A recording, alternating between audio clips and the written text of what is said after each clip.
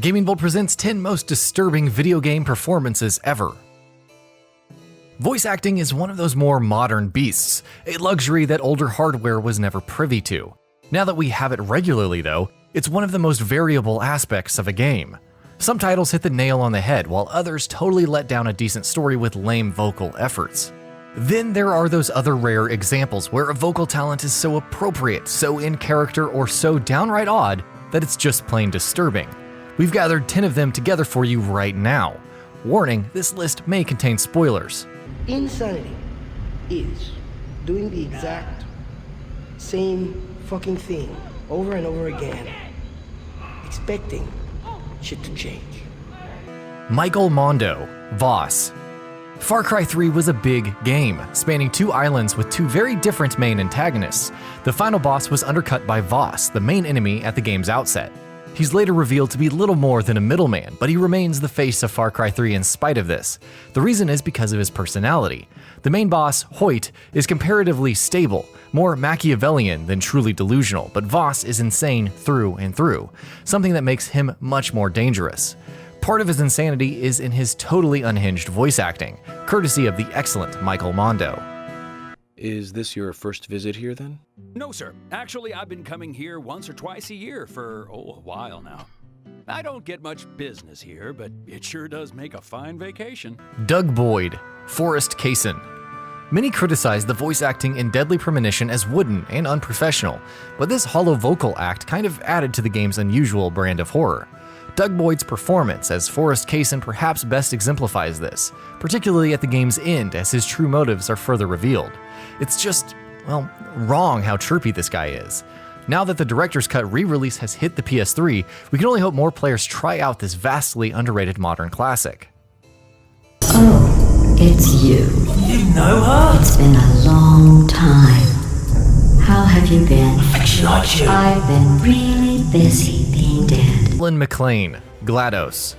Who doesn't remember GLADOS' haunting taunts throughout Valve's awesome Portal? The auto-tuned narration from the Aperture testing AI was the only voice to follow you through the original game, and it made GLaDOS' increasingly morbid lines of dialogue all the more affecting as you went through each test chamber in turn. It has been a long time since I had guests. Lady Yuna, this way. Alex Fernandez, SEYMOUR GUADO. As the first Final Fantasy game to feature full voice acting, Final Fantasy X was a mixed bag. Though Titus and Yuna's voices started to grate after some time, the voice of Maester SEYMOUR GUADO remained engagingly nonchalant throughout. His deluded ideas of death and rebirth are present in Alex Fernandez's delivery, creating a concerning aura of tension whenever Seymour shows up. The border world, then, is in our control for the time being, thanks to you. Quite a nasty piece of work you managed over there. I am impressed. Michael Shapiro, G-Man. Of all the characters on this list, Half-Life's G-Man is probably the weirdest of them all. Easily the most abstract part of an already out-there game, G-Man's dialogue and voice coalesce to embody the spectral figure who haunts Gordon Freeman throughout his adventures. His voice was almost too extreme in the original Half-Life to the point where it was comical, but Michael Shapiro's work for the character in the second game really hit the mark. It's useless, I told you. I can read your every thought. Now let me read your mind. No, perhaps I should say your past. Doug Stone, Psycho Mantis. Arguably the most memorable boss in Kojima's awesome Metal Gear Solid, Psycho Mantis was always pretty terrifying. Naturally, a big part of this was his ability to read the player's controller, still one of the coolest abilities for a boss ever.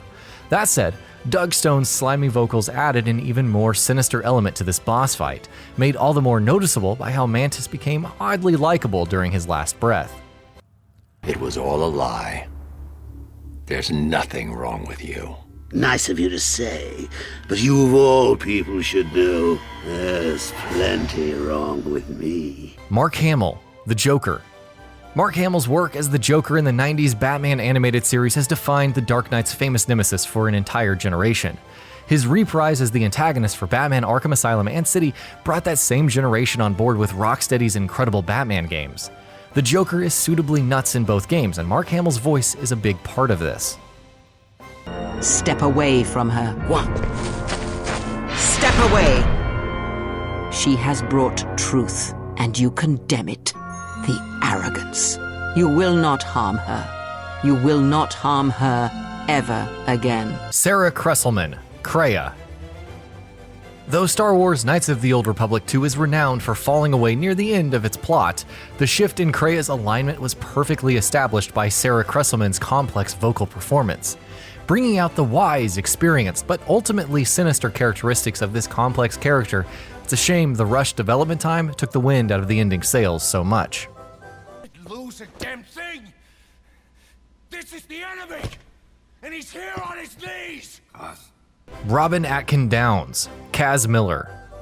Most of the characters on this list are here for being violent, unhinged, and unpredictable.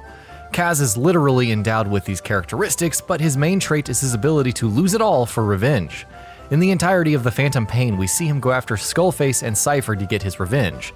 In fact, his madness to fulfill his revenge is so deep that he never got a bionic arm and leg so that they can continue to remind him about the pain and loss that he has gone through. This insane madness makes him an altogether more dangerous character than normal, and his state of mind was perfectly expressed in his voice. My wife's name. It's ridiculous. Couldn't possibly be true. CIHI, James Sunderland. This feature has focused primarily on villains as the source of disturbing vocal performances, but CIHI's work as James Sunderland defines how a hero can also have an affecting vocal take. James Sunderland's original voice, not the awful re-recording for the HD remake, remained aloof and hollow against the horde of hardship and terror he endured throughout the entire game. It made the game all the scarier for his inability to react. And that about does it for this video. If you enjoyed what you watched and want to see more from Gaming Bolt, you can always hit that subscribe button and turn on the bell icon next to it. That way you will never miss any of our videos.